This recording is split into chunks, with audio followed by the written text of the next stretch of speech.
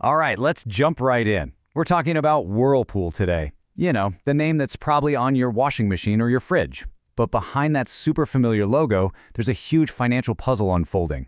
So together, we're going to investigate the case of their vanishing dividend. And really, this is the question at the heart of it all, isn't it? Is this brand we all know in some kind of serious trouble? Well, the clues are all hiding in the numbers, and we're going to follow that trail slide by slide to see what's really going on. So get this. For 55 straight years, Whirlpool was an absolute rock.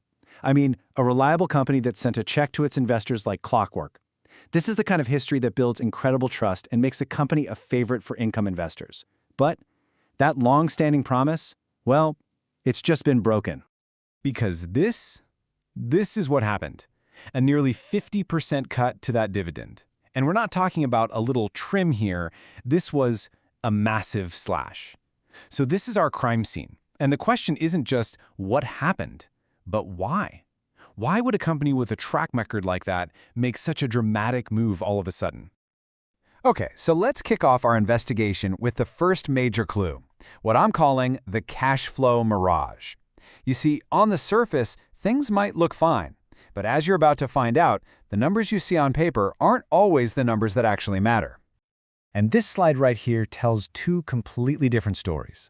Over on the left, if you're looking at earnings, which is really just an accounting number, the dividend looks totally safe. A 51% payout? Hey, no problem. But that's the trap. See, companies don't pay dividends with accounting profits. They pay them with cold, hard cash. And the reality, over on the right, is just brutal. That dividend is eating up 99% of the actual cash the company generates. And wow, this chart just lays it all out there.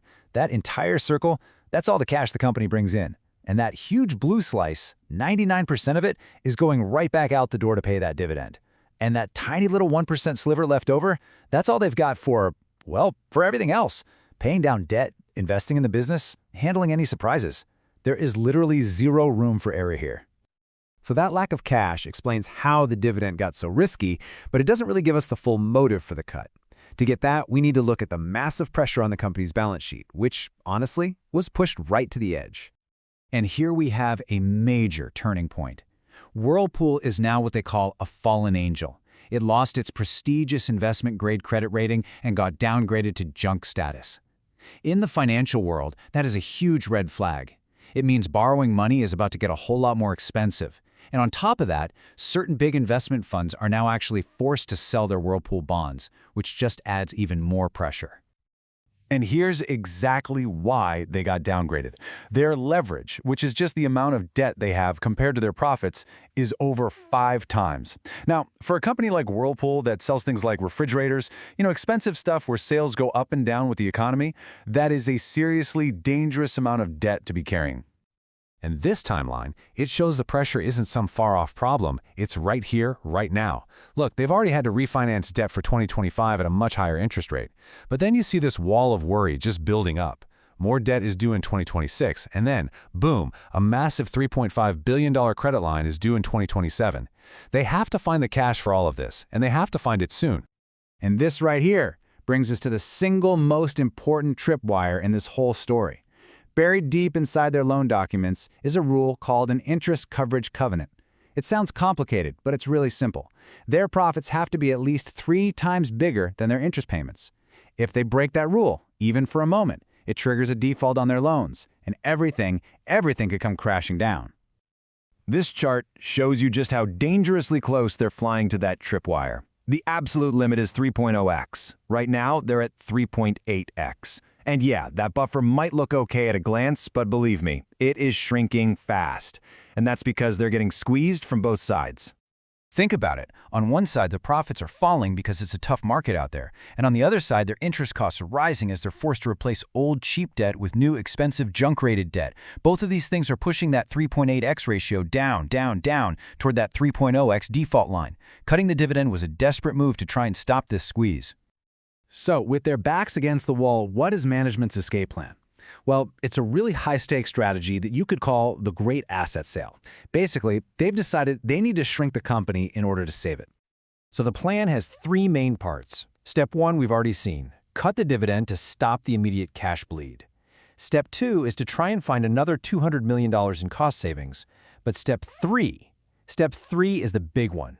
Selling off major parts of their business around the world to raise cash and pay down that huge mountain of debt.